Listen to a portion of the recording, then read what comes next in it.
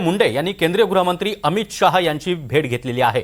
दिल्लीमध्ये धनंजय मुंडे हे दाखल झालेत आणि त्यांनी केंद्रीय गृहमंत्री अमित शाह यांची भेट घेतली आहे। मुंडे आणि शाह यांच्या भेटीचा फोटो देखील आता समोर आलेला आहे।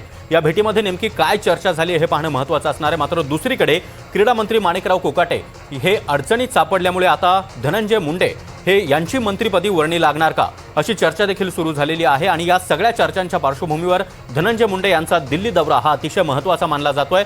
धनंजय मुंडे यांनी अमित शाह यांची भेट घेतलेली आहे। हा फोटो देखील आता समोर आलेला आहे। धनंजय मुंडे हे राजधानी दिल्लीमध्ये पोहोचले आणि त्यांनी अमित शाह यांची भेट घेतलेली आहे। अमित शाह आणि धनंजय मुंडे यांच्या भेटीचा हा फोटो देखील आता समोर आलाय। त्यामुळे धनंजय मुंडे यांचं मंत्रिमंडळामध्ये पुनरागमन होणार का हे देखील पाहणं महत्त्वाचं असणार आहे। रामराजे शिंदे सध्या आपल्यासोबत जोडले गेलेले आहेत। रामराजे, धनंजय मुंडेंचा दिल्ली दौरा आणि महाराष्ट्रातील एकंदरीत राजकारण कसं पाहायचं या दिल्ली दौऱ्याकडे आणि अमित शहांच्या भेटीकडे?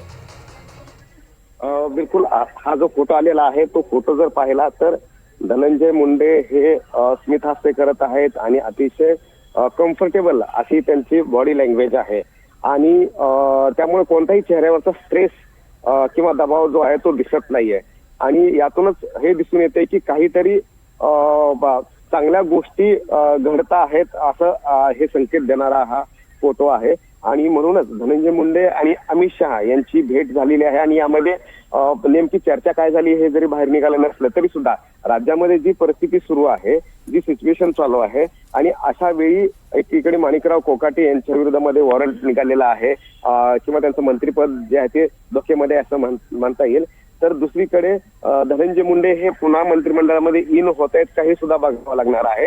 कारण राष्ट्रवादी काँग्रेस पक्षाचे अजित पवार यांचे जवळचे मित्र मानता येतील, सहकारी मानता येईल आणि एक स्ट्रॉंग असे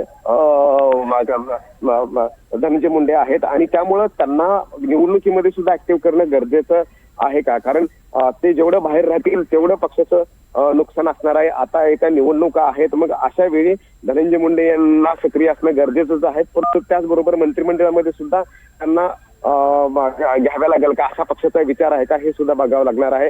सुनील तटकरे जरी म्हटले की त्यांना माहिती नाहीये की ते कोणाला भेटायला आले होते, परंतु धनंजय मुंडे यांनी भेट घेतलेली आहे, त्यामुळे ते थेट आता अजित पवार आणि वर पक्ष जे इंडियातील जे ज्येष्ठ नेतृत्व आहे अमित शहा त्यांच्याशी भेट घेताना आपल्याला दिसून येत आहेत। त्याच्यामुळं पुढचा आता मार्ग कॅबिनेटचा मार्ग मोकळा होणार का हे सुद्धा बघावं लागणार आहे। नक्कीच रामराजे, धन्यवाद तुम्ही दिलेल्या या सविस्तर माहितीसाठी।